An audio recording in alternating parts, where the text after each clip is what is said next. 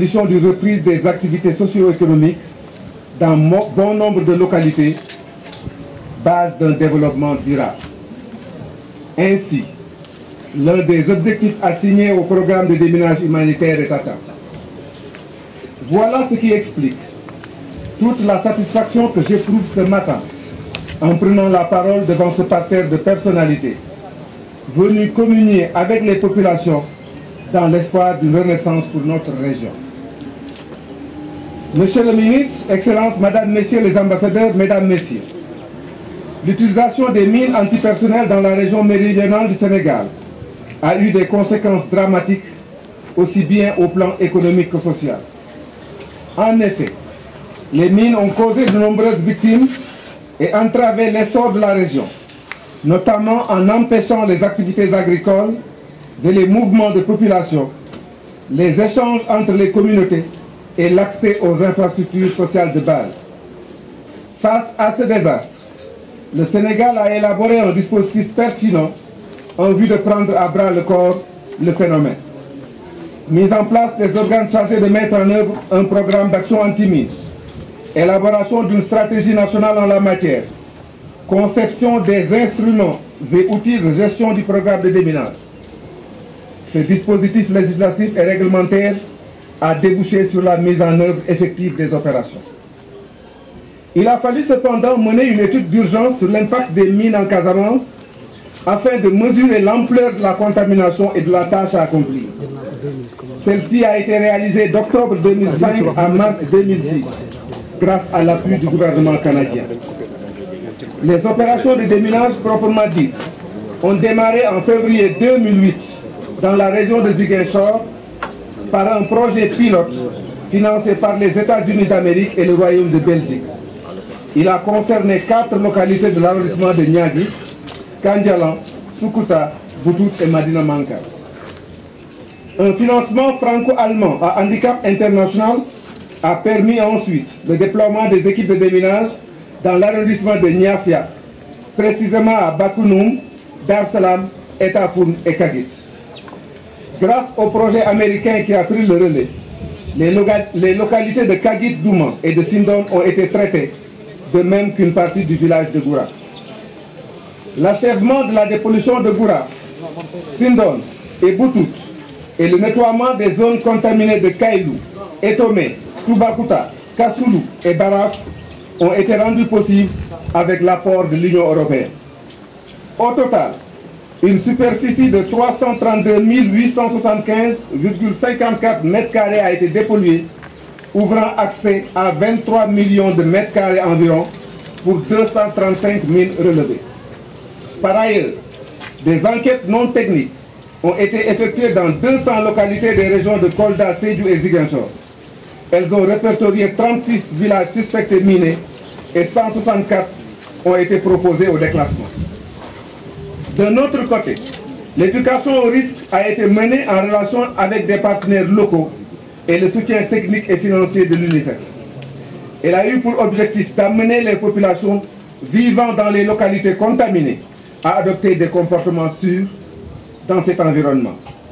Les projets exécutés ont concerné des localités des communautés rurales de Niaguis, Niassia, Boutoupa Kamarakunda, Adayan du département de Ziguinchor, Medina Elhadj, Tankanto Escale dans le département de Kolda, Djibanar dans le département de Goudom, Sindian, Kataba 1, Djibidjon, Oulampan dans le département de Bignona, Oukout, Djembereng, Santhiaba Manjak et Kabrousse dans le département d'Oussouy, Bonna et Inor dans le département de Bounkiling, ainsi que les communes de Bounkiling et de Sédhiou.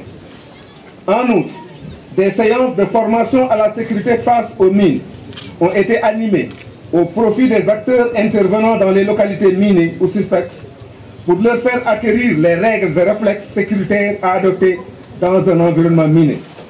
Elles ont eu pour cible aussi bien les structures étatiques, les ONG, les associations de jeunes que les groupements féminins. En matière d'assistance aux victimes de mines, le CNAMS a réalisé un certain nombre d'activités dont quelques-unes sont ainsi déclinées. Recensement des victimes civiles directes survivantes, élaboration du plan d'action national pour l'assistance aux victimes couvrant la période 2010-2014, conformément au plan d'action de Carthagène. renforcement des capacités des relais de l'Association sénégalaise de victimes de mines dans les domaines de la sécurité face aux mines et de l'éducation aux risques. Appui au centre hospitalier régional de Ziguinchor, au centre de santé de Sédhiou et de Goudon pour la prise en charge sanitaire des victimes de mines. Appui à l'Association sénégalaise des victimes de mines en équipement de bureau. Formation de victimes, membres du bureau de l'ASVM en gestion de projet et en bureautique. Appui en outillage et matières premières au centre d'appareillage orthopédique de Kolda, Ziguinchor et Sédhiou, ainsi qu'aux antennes d'Oussy et de Bignona. L'appui au centre psychiatrique de Kenya dans la prise en charge psychothérapique des victimes de mines. Le financement d'activités génératrices de revenus pour la réinsertion socio-économique des victimes. L'appui à la scolarité des élèves et étudiants victimes directes de mines en fourniture scolaire et équipement. Renforcement des capacités d'agents des antennes orthopédiques de Bignona, Oussy et Sédhiou. Le plaidoyer n'a pas été en reste. Il a eu pour cadre les communautés rurales d'Adéane, Niagis, Boutoupa Marakunda, Niasia, Sindian, Oukout, Santaba Manjak, Djibanar, Oulampan, Djibidjon, Kaour et Yaran. Il a ciblé les leaders d'opinion des dites communautés, compte tenu du nombre de localités suspectes qu'elles comportent et de leur proximité avec les bases des combattants.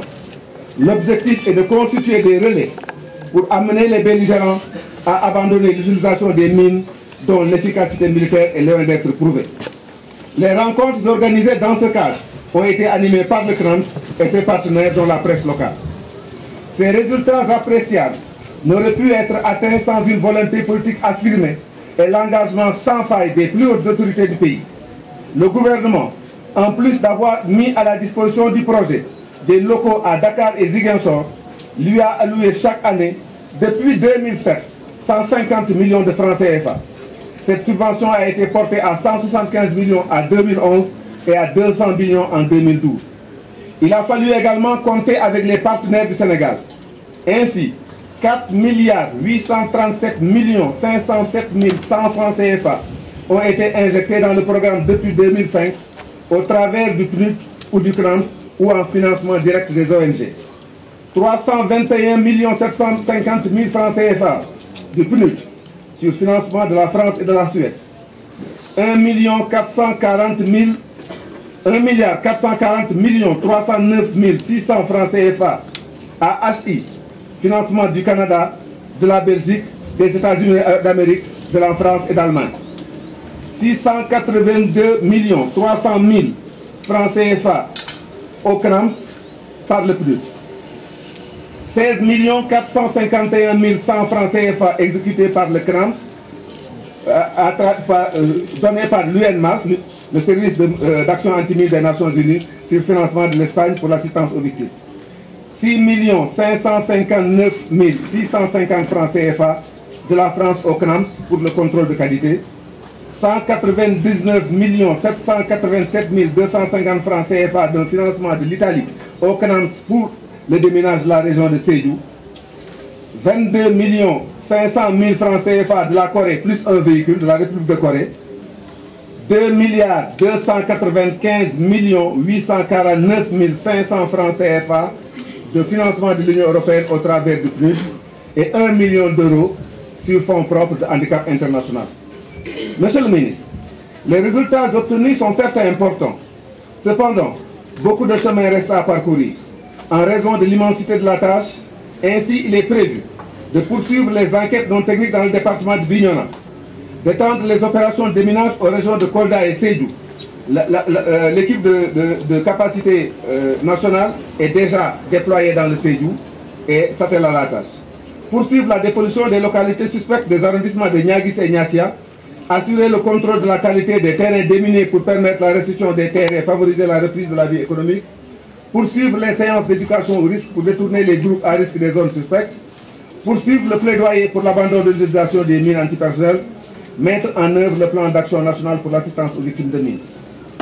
Cependant, la réalisation de ces activités dans les délais prévus reste tributaire de la disponibilité de ressources financières suffisantes. Dès lors, l'organisation d'une table ronde des bailleurs en vue d'appuyer les efforts de l'État sont indispensables. Monsieur le ministre, Excellences, Mesdames, Messieurs les ambassadeurs, Mesdames, Messieurs, je voudrais avant de terminer remercier les populations des communautés rurales de Niaguis, Niassia et Adéane, le gouverneur de la région pour sa sollicitude, les membres du comité régional de coordination du programme d'action anti-mine pour leur accompagnement, ainsi que l'ensemble de nos partenaires. Mais je voudrais surtout remercier les partenaires et opérateurs qui nous ont accompagnés dans notre mission et leur exprimer toute ma gratitude. Je vous parlais ainsi des ONG, surtout non gouvernementales, des organisations non gouvernementales locales, l'Association sénégalaise des victimes de mines, l'ASD, CASADES, Justice et Développement, etc. Une mention particulière doit être réservée à Handicap International, qui a été jusqu'à ce jour l'opérateur unique de déminage. Permettez-moi à ce stade, Monsieur le ministre, de vous demander, au nom de tous les acteurs de l'action anti-mine, de porter le plaidoyer en direction des partenaires au développement du Sénégal, afin que des ressources soient mobilisées pour permettre à Handicap International, dont le contrat arrive à expiration au mois de septembre, de rester à nos côtés et de poursuivre le travail entrepris. Je voudrais enfin me réjouir de votre venue à Ziguinchor, malgré votre agenda très chargé, et vous témoigner toute ma gratitude pour votre soutien au programme national de déminage. Je voudrais saluer la présence parmi nous de la compagnie Mechem, qui est le deuxième opérateur de déminage recruté. Puisse le bon Dieu vous donner, Monsieur le ministre, assez de force pour vous permettre d'accomplir la mission particulièrement délicate que le chef de l'État a bien voulu vous confier. Je vous remercie de votre bien aimable attention.